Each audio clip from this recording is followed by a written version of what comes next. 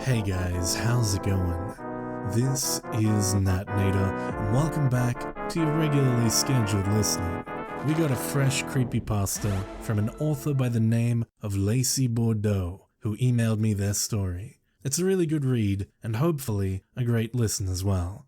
It's also probably the longest story I've read this whole year, so there you go. Although, it might be topped very soon.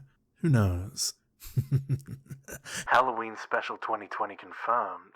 Now, I'd like to take a moment to shine the spotlight on my patrons who are supporting me on Patreon. It's really awesome of you guys, and I always appreciate it. Feel free to join via the link in the description. Shout out as always to the Disciples, Tiffany, Backapuff, Subscribe SoundCloud, Teddy Dog, Vlad Dracula, Backwards D-Dog, Alhazred, Michelle Golden, and Vera Ohio.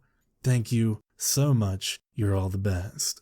Now, as always, turn out the lights, get comfortable, and let the story begin.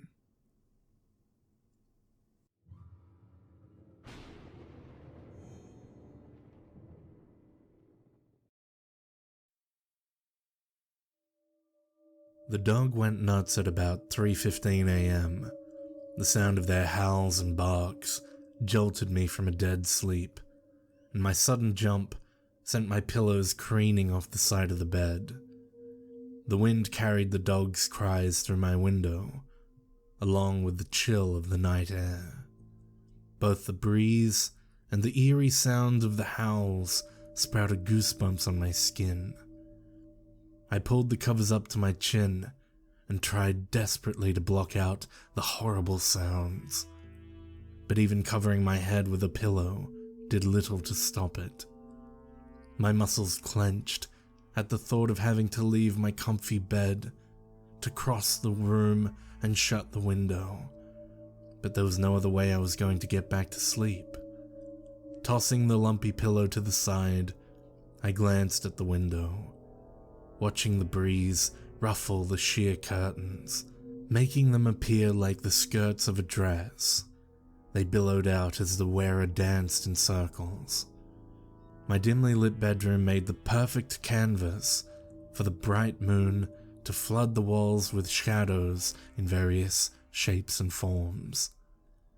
My mind took the opportunity to think of every monster in the book, even the shadows of my desk chair. A pile of my dirty clothes and my backpack together was starting to look like some giant beast waiting to attack me, as soon as I let my feet touch the cold floor. I felt a lump of anxiety swell at the back of my throat as I gingerly removed my warm comforter and sheets, exposing my bare arms and legs to the chilly breeze. I gasped as a wave of cold air brushed my skin. I had on only my plaid pajama shorts and a loose-fitting t-shirt with the quote of some dead poet embroidered on the front. Not the best choice of sleepwear for the crispness of fall, but I hated getting too warm while trying to sleep, thus explaining the open window in October.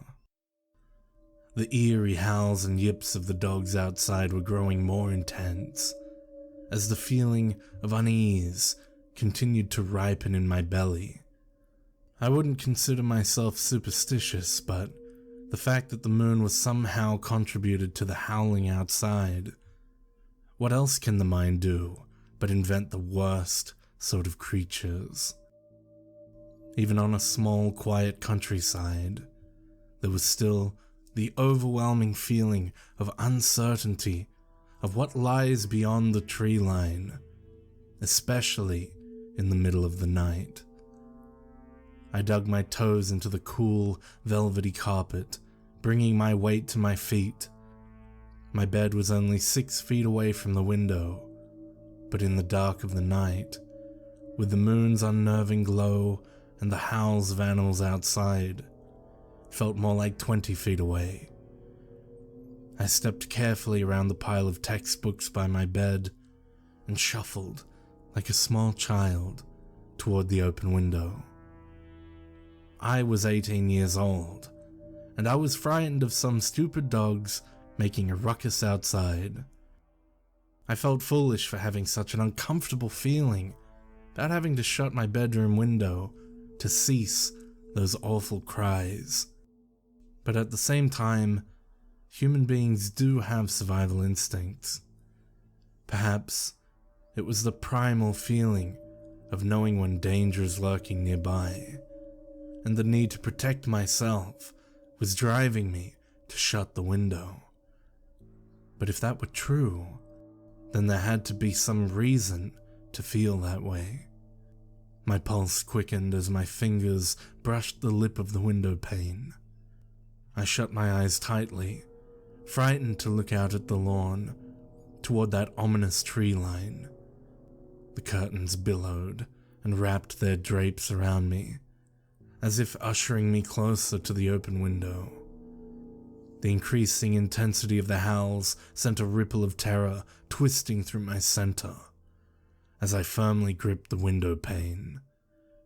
With a burst of courage, I slammed the window shut. The curtains immediately released me from their grip, and the howling was subdued to a dull hum outside. The awful feeling in the pit of my stomach was quelled. My eyelids flew open, and as I focused my gaze, I was greeted by my own reflection in the glass. My soft, round face was painted with worry.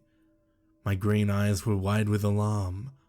My cheeks were pale with fear, and my dark eyebrows were curled upward in apprehension. I looked like a scared little girl. How embarrassing. I was glad no one could see me. I refocused my gaze to take in the expanse of the yard.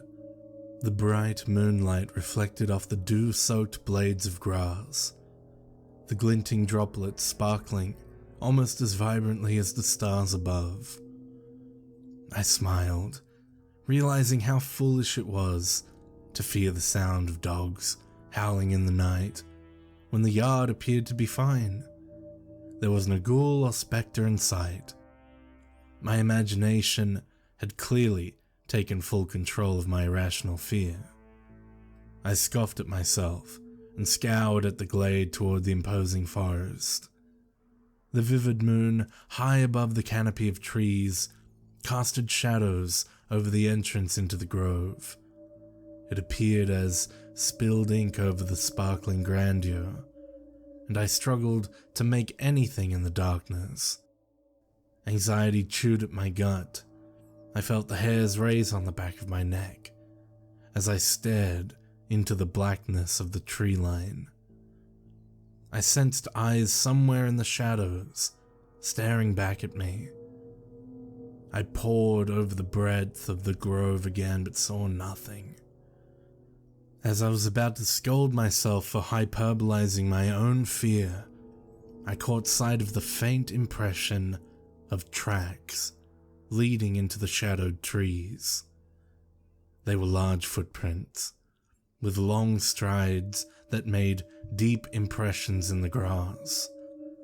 I couldn't make out if they were human or animal, but I did know that it gave gravity to my unreasonable feeling of dread.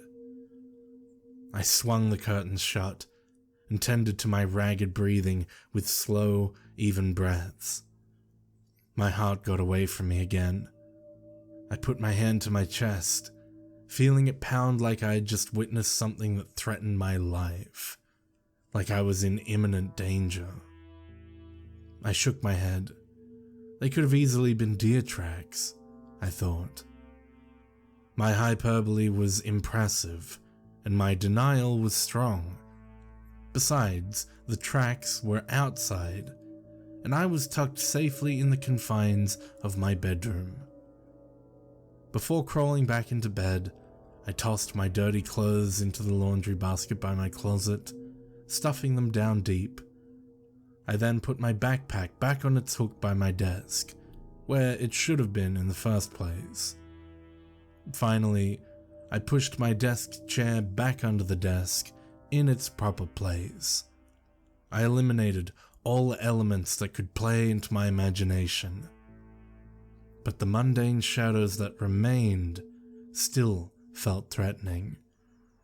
I sank down deep into my bed, pulling my pillows back up and tucking them around me, securing myself in place. Even with the unease still pestering me, and the shadows playing tricks on my mind, I felt safer knowing my window was shut and the curtains were closed. I didn't know if I could fall back to sleep, but I was desperate to escape the ever-growing restlessness. I pulled my blankets closer to me, staring at the moonlight filtering through my curtains. Just as my eyes began to get heavy, I glimpsed a shadow darting past my window outside. I squeezed my eyes shut, ignoring the throaty growl that emanated from just on the other side of the wall, next to the window. It's probably just a coyote, I rationalized. I pulled my pillow over my head and waited to fall asleep, but it seemed like hours before I finally drifted off. I awoke to a splitting headache. My head was still buried under my pillows, and as I emerged from my cocoon, my eyes were dazzled by the blinding sunlight. I sucked in a breath. It felt like a jackhammer was pounding away at my temples. I looked at my ceiling, noting the sun's rays as they filtered through my sheer curtains, making the floating dust in my room sparkle like glitter. My head spun as I tried to focus on the specks. In short, I felt like I got hit by a truck. I rolled over to the edge of my bed, not realizing how close to the edge I was. I tumbled right off and landed with a thump against the carpet. Pain shot through my shoulder blades as I cradled my throbbing head in my hands. I tried to recall what could have given me such a horrible migraine. Did I get drunk? I thought, though that was an unreasonable, stupid thought. I never drank before. Was it something I ate? I pondered, lying on the floor trying to stop the throbbing from reaching the point of nausea. No, I only ate a bowl of soup for dinner. Nothing headache causing there. No matter the reason, I was in agony. I pulled myself to my feet, but did so too quickly. My head throbbed violently, sending a wave of nausea. I hurried to my bathroom, which was connected to my bedroom, and I flipped on the switch. I got myself over the toilet just in time. After emptying my stomach, I felt a little relief. My head still hurt, and now I had an ache in my bones from falling off the bed. I tried my best to crawl to the sink and bring myself up to a standing position, slower this time. I peered into the mirror. My face was pale and clammy, and my shoulder-length, auburn hair was stuck to my face from sweat. There were also noticeable dark circles under my eyes. I looked just about as bad as I felt. Seemed I didn't get enough sleep, though I failed to remember what kept me awake. I recalled being awoken up in the middle of the night, but I couldn't remember why. The last thing I remembered was counting my breaths before I finally fell asleep again. I rubbed my aching temples, dispelling some of the sharper pulses of pain. It eased up enough for me to get undressed and drag myself into the shower. I let the hot water pound my back and massage my neck. The steam filled my senses, numbing my headache. Thankful that a hot shower was all my headache required, I finished my usual routine of shampooing, conditioning, and scrubbing. I stepped out of the bathroom, feeling refreshed and revitalized. Wrapped in my bath towel, I padded to my closet across from my bed, picked out my favorite jeans and my Life is Funny Honey t-shirt, a gift from Mum when I failed my driver's test for the 100th time. It was supposed to be my first day of classes at the university, but my first classes were not until the following day. So I opted for a tour of the campus before diving straight into the academic year. I was majoring in parapsychological studies, something my parents were not proud of. Their daughter was studying to become a freak. How quaint. No, I wasn't planning on becoming one of those weirdos that goes on paranormal investigations. I was hoping I could find out the answers to life's more uncertain and stranger phenomenon. There was an answer for everything. Whether the answer to the creepy or unsolved mysteries could be scientifically explained or chalked up as simply unexplainable remained to be seen. Whatever the case, I wanted to learn the truth, and I was open to whatever that entailed, especially if I could learn something useful in unraveling the mystery of my parents' encounter with the paranormal. For years, my mum and dad claimed the woods behind our house were inhabited by terrifying creatures, beasts that came out at night to seek new fledglings and turn innocent people into more awful creatures. Was it all a story? Or was it true that a strange cryptid was calling Briarwood Forest their home? The mystery was still just that, and I so desperately wanted to believe my parents' stories, as it only added to my curiosity. The stories were all so unique, albeit terrifying at the same time. Before tossing my covers back on my bed, I stopped short in front of my bedroom window. A flash of something crossed my mind.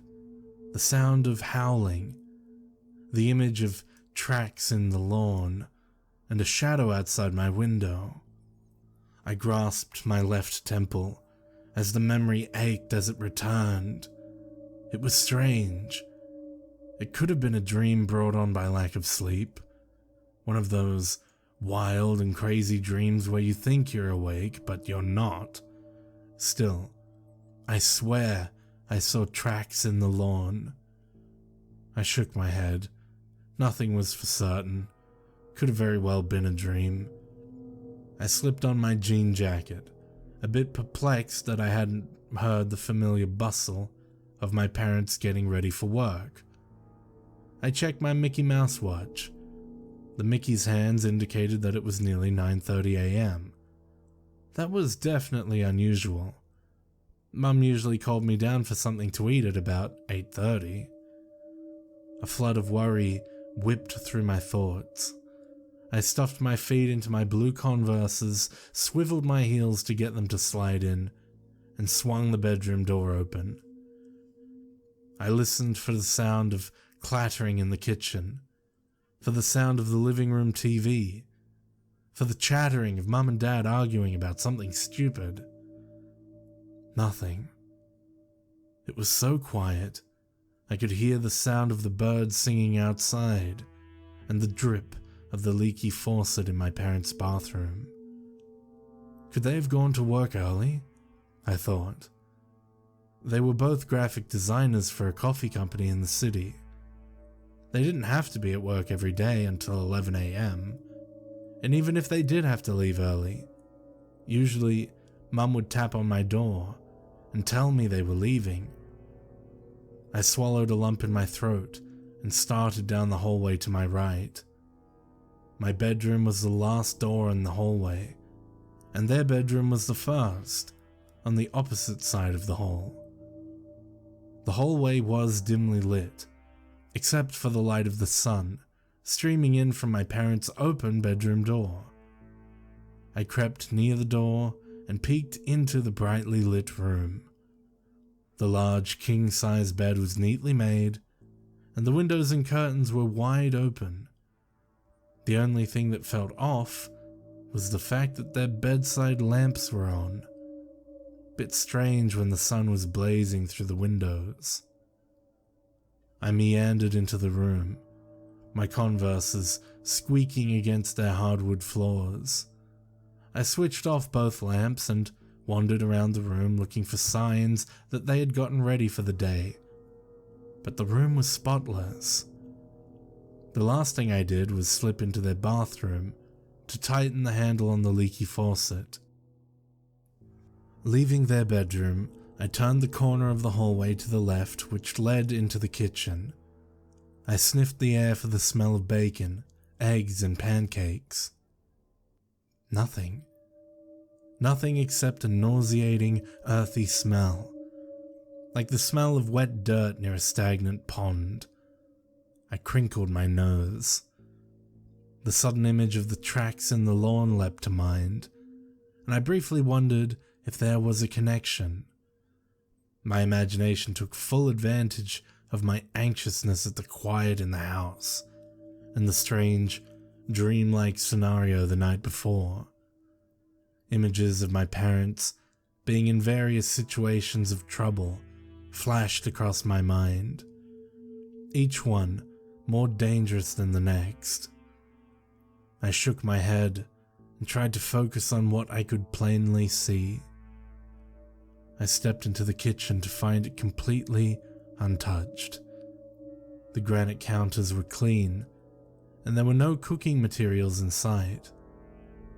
The island in the middle of the kitchen was also free of clutter, and the sinks were empty of dirty dishes, same as it was last night. I frowned. Now I was truly getting worried, as I caught sight of the coffee pot that was also untouched. It was still clean from when Mum rinsed out the pot after dinner the night before. As I explored the rest of the house, I found more of the same. A neat and tidy living room, with no dad sitting in his recliner, reading the morning paper. An empty dining room, with a table not set for 3, and worse yet, a garage packed with 2 parked Ford Explorers. I was starting to freak out. I triple-checked the house, even looking in the guest bedroom to see if they were sleeping in there. Nope. Just a dusty bed and a pile of Time magazines. The house was silent and empty, and yet the Explorers were still home. They couldn't have gone anywhere far. The only other place to check was outside. They had to be on the ground somewhere, probably doing yoga or something. I went onto the porch and scanned the yard. It was empty. Scrambling down the steps, I scanned the gravel road that led onto our property. The gate was still closed and padlocked. They would have left it open if they went for a jog or something. The image of a muzzle full of sharp pointed fangs leapt into mind. The beast from my parents' stories. A tall, hairy creature with enough sharp teeth to turn you into mincemeat. I swallowed the lump of unease in my throat. The story was just a story. It was likely they told me about it to keep me from wandering off in the woods. Yet, I still felt like that beast was a threat, and my missing parents were cause enough to give weight to that threat. I gathered my hair and put it into a ponytail. There was only one other place to check: the woods behind the tree line. I had no other choice but to go into the vastness of the trees and search for them. I jogged toward the forest, trying to convince myself that my parents were spontaneous, that they were just out exploring, maybe going for a hike. Whatever the case, I just wanted to know they were okay, and then give them a hard time for scaring me so badly. I reached the tree line and found the nearest trail that they could have taken. I stared at the dirt path and felt a familiar feeling of unease. It was a lot darker near the forest. The morning sun couldn't penetrate the trees, so I was shrouded in shadow. The chill that shook every bone in my body wasn't only from the October breeze. something was watching me. The events of the night before seemed to have led up to that morning. Something had to have been in the shadows, looking back at me the night before. And it wasn't something good. The churning fear in my gut was validation enough. Always trust your instincts. That's what my dad always said. I suddenly didn't wish to enter the forest. The feeling of eyes staring at me wasn't normal. Not like an animal, or even my parents looking at me. It felt unnatural.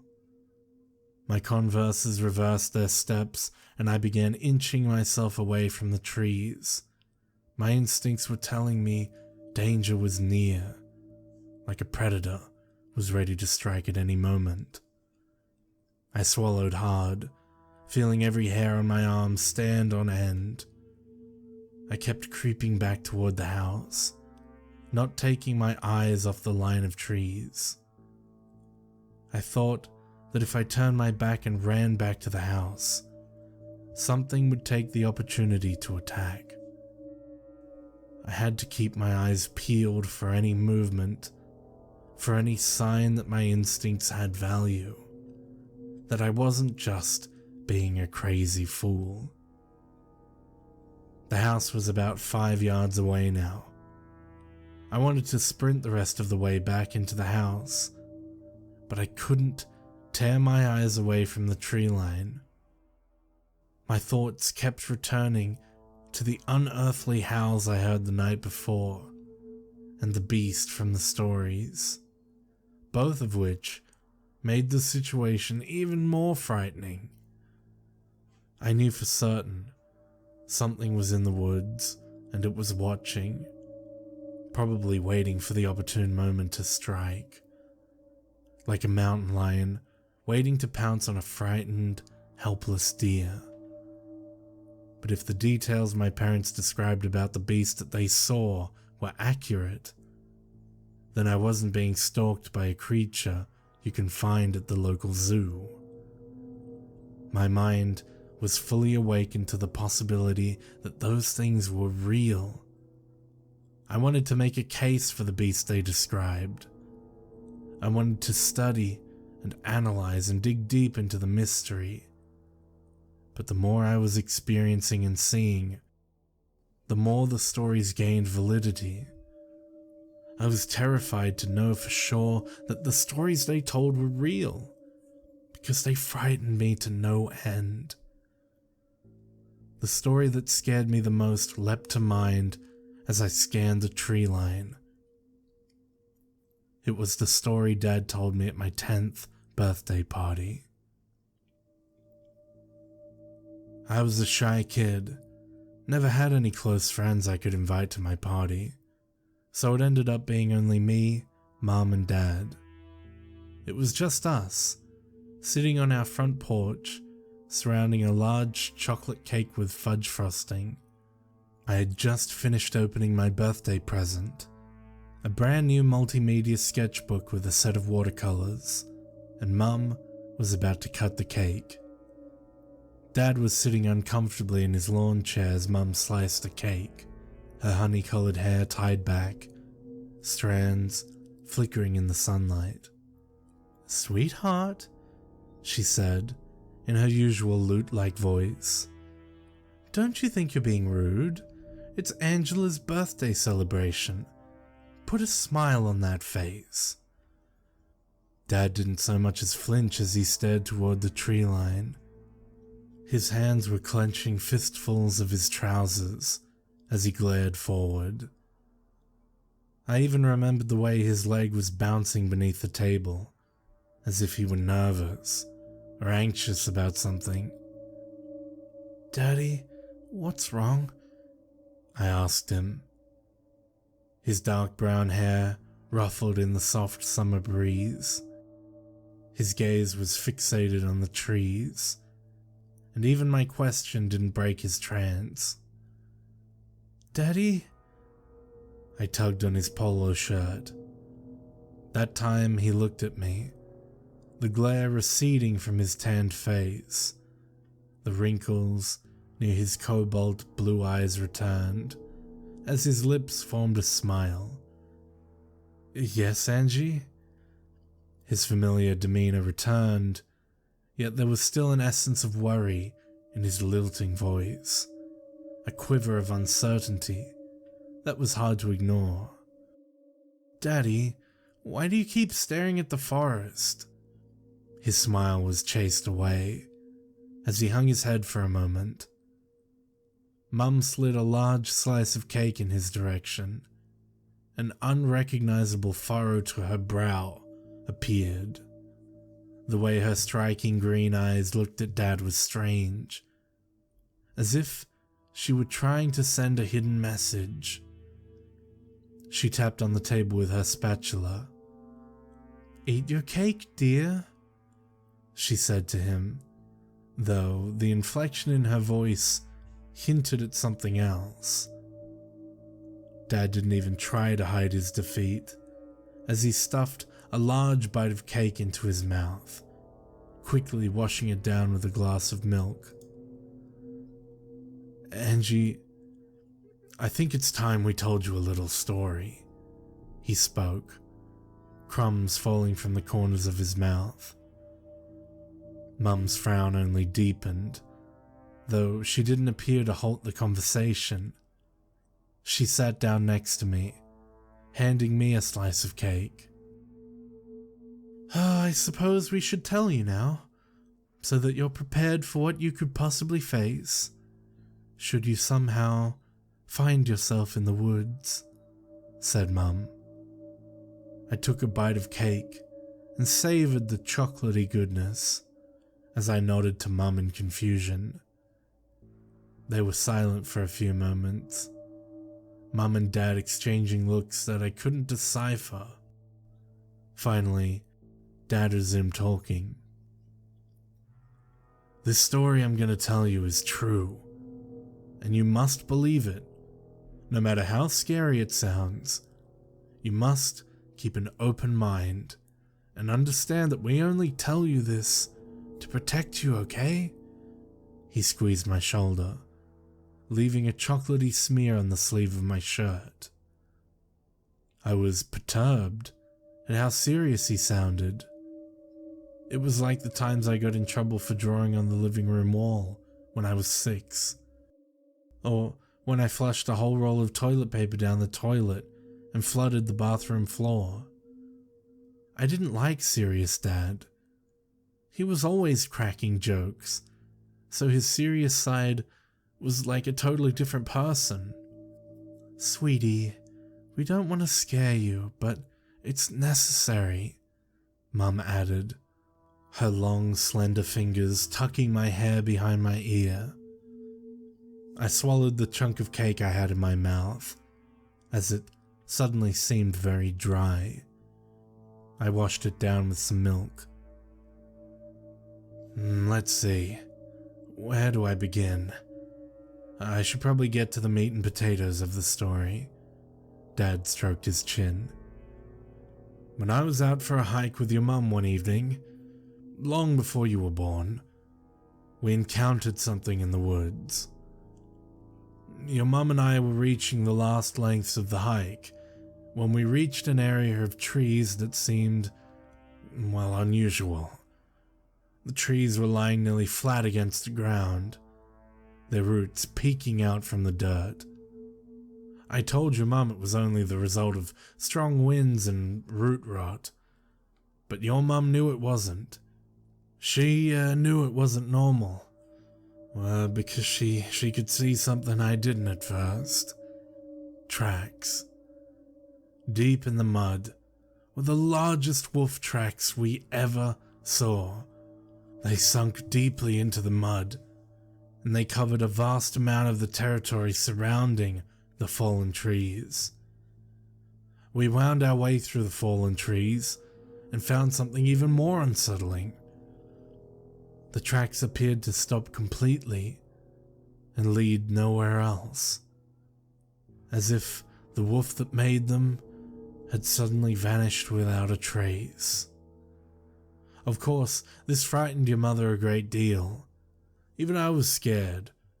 Still, we were young and curious to know the truth, so we continued trekking through the woods, following the downed trees toward the face of a large cliff. By then, the sun had lowered on the horizon and we were blanketed in nightfall. I couldn't help but feel the overpowering sensation of being watched, like there were eyes following us, though we saw nothing near us. I turned on my flashlight and shined it in every direction. I was desperate to find the glinting eyes of a deer or even a moose, but I saw nothing. Only the dark, thick forest, choking us with its long branches and thick underbrush. It was at this point we couldn't get our bearings. In the dark, we had no sense of direction. We were lost. "Oh no, Daddy! What did you and Mummy do?" I asked, my concern for them building, though they were both right in front of me, unharmed from their experience. Dad sighed. "We made camp for the night," said Mum, pulling her chair closer and putting her empty plate down on the table. "Your father and I were used to camping in the forest, though this time it was different. I also felt like we were being watched. The hair on the back of my neck stood on end, and I couldn't shake the cold chill running down my spine, even though it was stifling in the forest. We rolled out our sleeping bags under the most secure-looking tree we could find, but we could not sleep. We laid there for hours, just staring at the darkness above us. There were no stars, just the vast canopy of trees. Then your father noticed something in the tree above us." "Daddy, what was it? Was it something awful?" I asked, tightly securing my arms around him. He looked down at me gravely, though a comforting smile flashed across his face for a brief moment as I hugged him close. "It was terrifying," he said. High up in the tree, standing on a large branch, was the figure of a wolf-like animal, standing on 2 legs. I saw long needle-like incisors that interlocked, and a foul-looking liquid that dripped from its mouth. Inside the sockets of the dog creature were eyes as red as blood, that were inescapable. I couldn't look away. The only thing that tore my gaze briefly were the giant, bat-like wings that extended from the creature's back. It was at that point I screamed. I grabbed your mother by the wrist and we ran as fast as we could. I didn't know what direction we were going, only that I needed to get your mother away from that creature before it attacked. We zigzagged in and out of fallen trees, and the ones that were standing were hiding the way out of the forest. We just kept running, hearing the sound of flapping wings and snapping of branches above us. We had no time to catch our breath. It took us at full running speed for 10 minutes before we finally reached a clearing, and the familiar glow of our porch lights were in view. I don't know how I managed to find our way out of the forest, but we made it. I ushered your mother inside, and we tried to process what it was that we saw. The hot summer breeze didn't feel comforting at that point. I shivered with fear as Mum wrapped her arms around Dad and me, her slender arms holding us close. As my face was buried into the fabric of her blouse, I inhaled her perfume, the sweet scent of green apples and vanilla. It smelled like home to me. No matter how scary or cold the world seemed, her hugs always took away the fear and anxiety.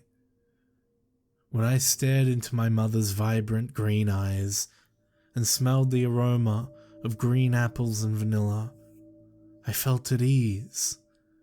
Even the anxiousness that radiated from Dad was quelled once Mum's arms were around him. In my 10-year-old mind, Mum's hugs were like a superpower. My great-grandfather told me about sky howlers when I was little, said Mum, releasing us from her arms. They're ancient creatures that were meant to stay buried, but they were unearthed when people began mining in the foothills of the forest. It's said that they've been asleep for thousands of years, and that they're a dying breed. Well, at least they were. My grandfather also said that they multiply not by having babies like we do. They multiply by turning innocent people into more sky howlers, stealing people away from their families and changing them. I'd always believed those stories were lies, just a warning to keep children out of the forest. But that night, your father and I saw one for real. Now we know they exist, and sightings have become more and more frequent. So, it's important to keep a sharp eye out, and always be vigilant of your surroundings. Most importantly, Angie, you must never go into the forest alone. Never go into the forest alone. Mum's words echoed in my mind as I reached the porch railing. They said sightings of sky howlers were increasing. They said it as if they were talking about a serious plague, not some children's story. Mum's voice never wavered, and Dad's intense glare was still fresh in my mind. I tried to clear the tears from my eyes, and as I wiped my face, I caught sight of another path into the forest. The grass leading up to it was disturbed. Patches were sunken in. I could see a clear pattern to the depressions. The events of the previous night shook me to my core. I had seen tracks. I was looking at the same ones in broad daylight. Something did come out of the woods, and whatever it was had to be nearby. I took the chance and spun around quickly, hopping up the porch steps and running into the house, slamming the door behind me. My heart was racing.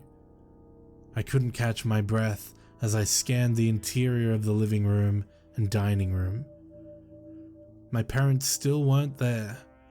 The house was still disturbingly empty. I just felt the need to run to Mum and Dad and tell them the strange feeling I had at the edge of the forest, just so I could hear one more story of the sky howlers and hear more details that I might have missed. I slid down the door and sat with my back against it, tears rolling down my cheeks.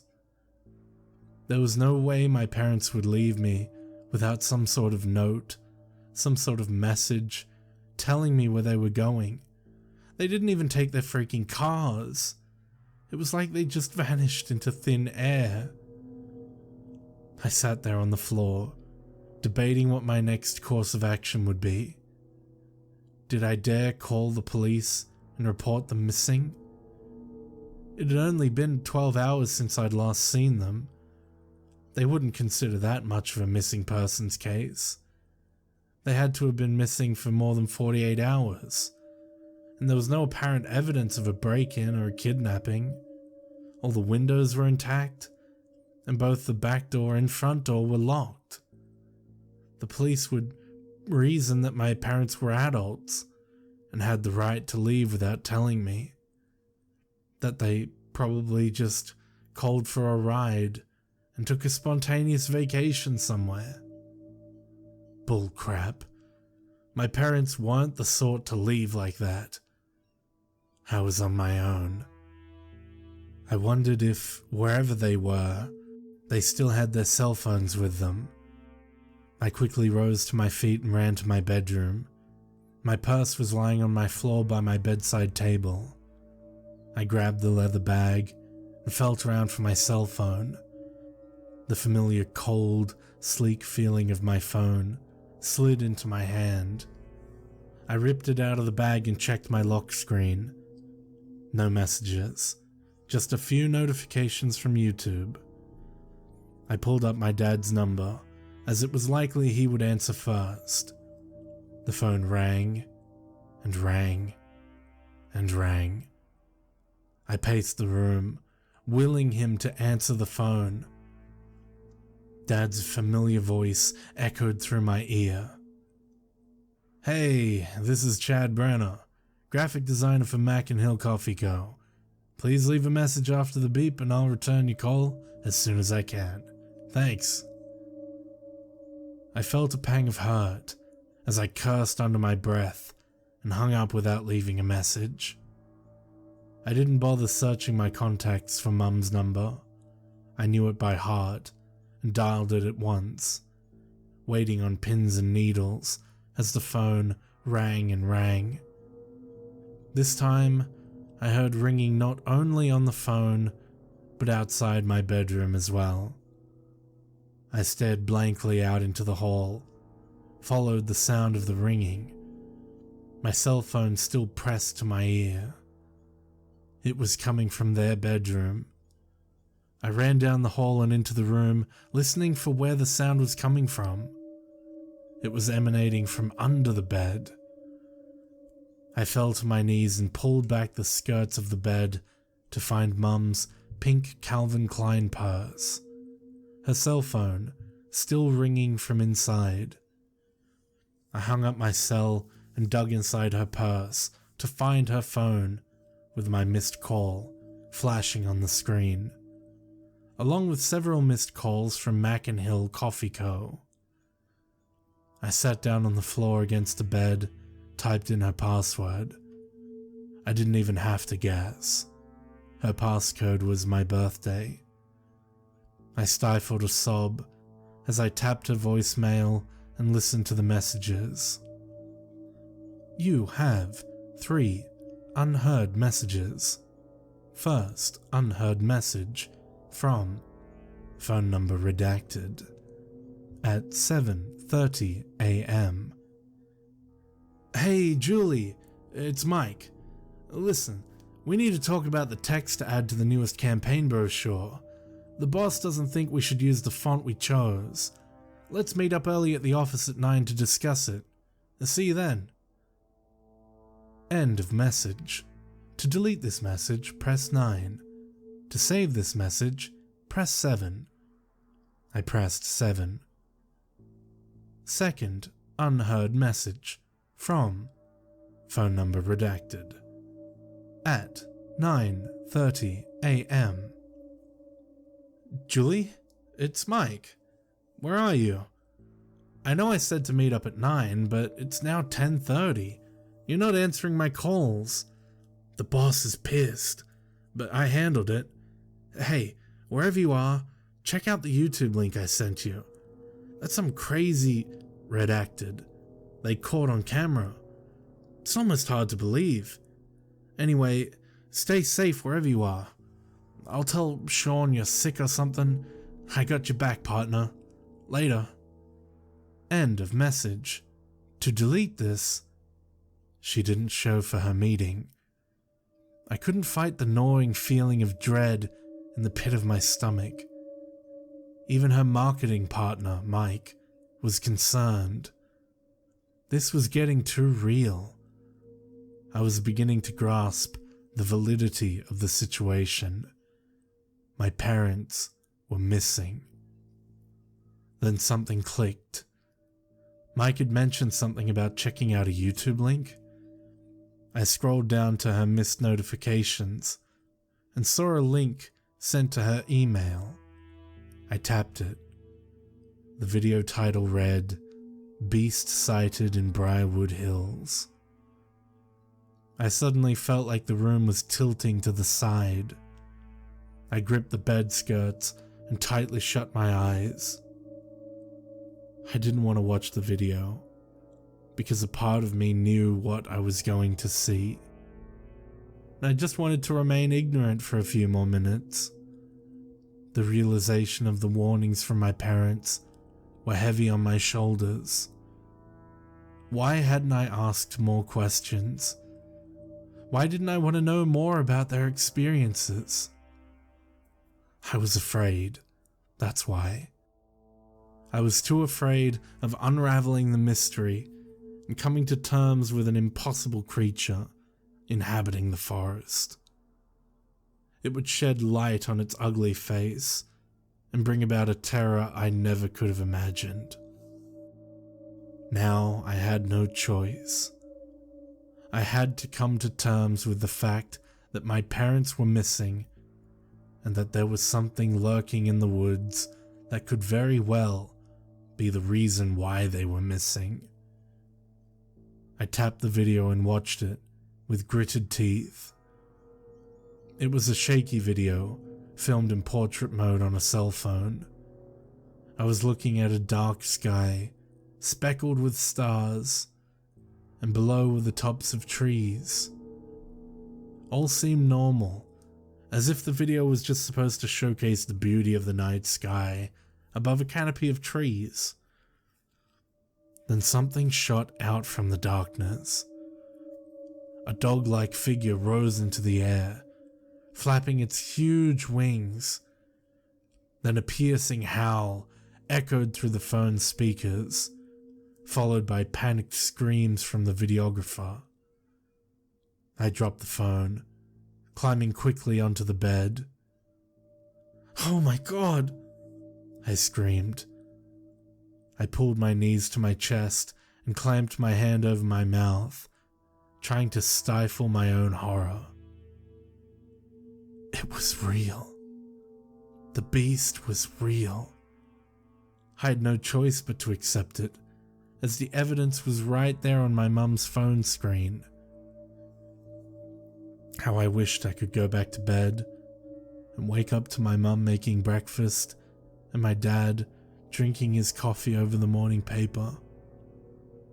The sobs that came out of me were violent and heart-wrenching. I couldn't bear the thought of my parents being taken by one of those awful creatures. But the reality of it was setting in. I cried until my belly ached, as I hugged my parents' pillows close, breathing in the scent of green apples and vanilla. They were gone, and I was unbearably alone.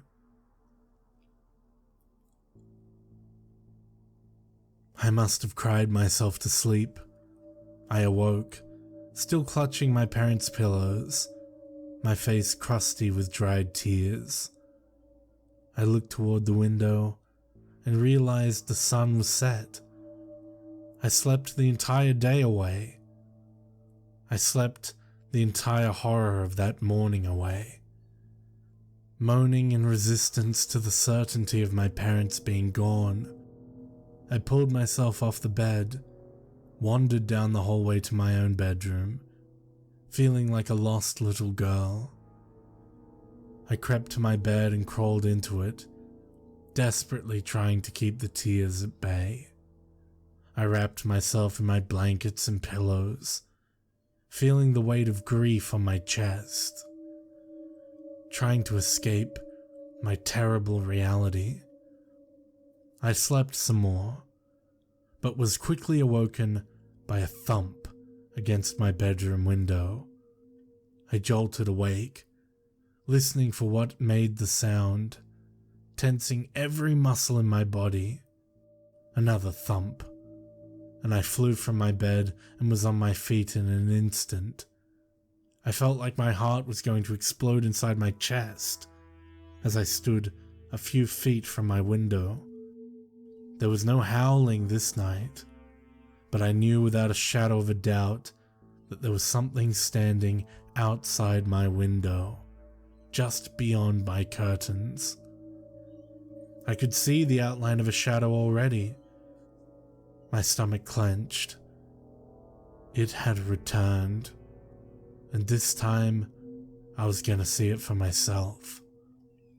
I felt every inch of my body screaming at me to run, but I willed myself to approach the window, my shaky hands feeling for the curtains in the darkness. I squeezed a bunch of the fabric between my fingers, searching my soul for the courage to rip open the curtains and face whatever lurked on the other side. My heart thundered in my ears as a deep, guttural growl resonated from behind the curtain, sending chills up and down my body. Building up all my courage, I recalled the image of my loving parents. Then I imagined them being swept away by whatever lurked outside the window. I had to face what terrible creature took my entire world away. So I yanked the curtain wide open. What I saw as I focused outside my window was enough to send a ripple of terror careening through my body. A scream caught in my throat, unable to escape my mouth as every muscle in my body tensed. My jaw went lax and tears welled in my eyes. Not only from terror, but for the fact that I couldn't blink for fear I might die in the milliseconds that it took for my eyelids to flutter closed. It was looking at me with devilish, blood-red eyes devoid of pupils. The veins that gave the white of its eyes a pinkish hue led toward the deep red pits. These eyes were set inside the sockets of a dog-like face. Matted wet fur the color of ink shone in the moonlight. The mouth of the dog-shaped face was lined with thin, sharp, pointed teeth that were running with rivers of saliva, mucus, and that same deep red shade of its eyes. This viscous liquid oozed out of the maw of the creature and dripped down into oozy droplets. My stomach leapt into my throat at the awful sight. The matted fur of the animal was likely sticky and wet from the blood and saliva that seemed to grow out of its mouth in buckets. The only thing that managed to tear my attention away from the deadly mouth of the dog were the large bat-like wings that emerged from the back of the bipedal canine and spread out in a wingspan that had to exceed 7, maybe even 8 feet. The sky howler creature did nothing for some time. Its hot breath against the window caused it to fog up, and its saliva was dripping down the glass in red rivulets. I stood perfectly still in front of the window, my muscles refusing to allow me to run out of the room to the safety of my windowless bathroom. There I stood, waiting for the moment that the creature would shatter the glass, take me into its knife-like teeth, and tear my flesh to shreds. My heart would not stop pounding in my ears at the thought of my body being mauled by the beast. Then, I wondered if it would lock me in its powerful jaws and fly me back to its roost, where I would undergo some hideous, excruciating transformation and become like one of them. A low guttural growl escaped from the creature's jaws. In perfect sync, a small frightened whimper snuck past my lips. I so badly wanted to run, but I couldn't will my body to do anything. I was frozen in front of the beast. I couldn't escape. The creature huffed. It was probably sizing me up to see in what horrible way it would consume me or carry me off to some unfathomable part of the forest to be changed. If it decided to eat me, would it chew on my legs first and let me suffer in agony? Or would it bite my head off and that would be the end of me? If I was going to die this way, I hoped I'd be dead in an instant. I didn't want to feel the tearing of those teeth into my skin, nor did I want to experience the possibility of an excruciating transformation. Moments felt like eons, and soon my eyes could no longer take staring at the creature without blinking. I shut my eyes, but they didn't open again. I felt the weight of exhaustion and shock pulling me down, and I slumped onto the carpet. I expected the creature to seize my moment of weakness and fly through the glass to claim its prey. But all I heard was my body hitting the floor with a thump as I blacked out. The creature spared me. I don't know why, but I woke up the next morning lying on my bedroom floor, alone and an orphan. It was strange to think of myself as an orphan, being that I was 18 and legally an adult, but my parents and I were so close. I had no one else I loved, only them, and they were gone. I had to wonder if the Sky Howler left me to suffer in a dying world all alone. It was cruel of it to leave me here alive and not take my life in whatever way it decided to take it, even if it were to be an agonizing end. I walked through the days that followed, a mere shadow of my former self. The world was falling apart, but I paid no heed to it. I awoke every morning and cooked breakfast for myself, scrambled eggs and bacon, the way Mum used to make. I also made coffee and actually made myself stomach the bitter drink. I even read the daily paper while sitting in Dad's recliner. However, I wasn't able to do that for very long. They stopped delivering the papers after a week, so I decided to turn on the television after that. I watched Dad's favorite news channel while drinking my horrible cup of coffee. The news reporters always reported on the Sky Howlers and their multitudinous outbreaks across the globe, as more and more people were turned. Still, I enjoyed listening to the gab of another human being. After another week, they stopped broadcasting the news on all other television stations. I was sorely hurt, not being able to hear another human's voice. So I started watching old DVDs, relishing in how normal that seemed. I imagined myself inside the storylines of romantic dramas and comedies. I imagined talking to the characters and exchanging phone numbers, swapping stories of bad dates and such. For a while, I felt okay with not being able to go to the university and living out my adult life, as long as my favorite characters were there to talk to me on the TV screen. Then another week passed, and they shut the freaking electricity off. I was yanked away from the life I was quietly living inside those movies. But I was starting not to care anyways. I had other problems to deal with, like the fact that I was running out of food to eat. I was rationing out the birdseed my parents kept in the garage, but living off of that was starting to give me the worst stomach pains. I lived alone in our quiet country home for a month after the world started to go to hell.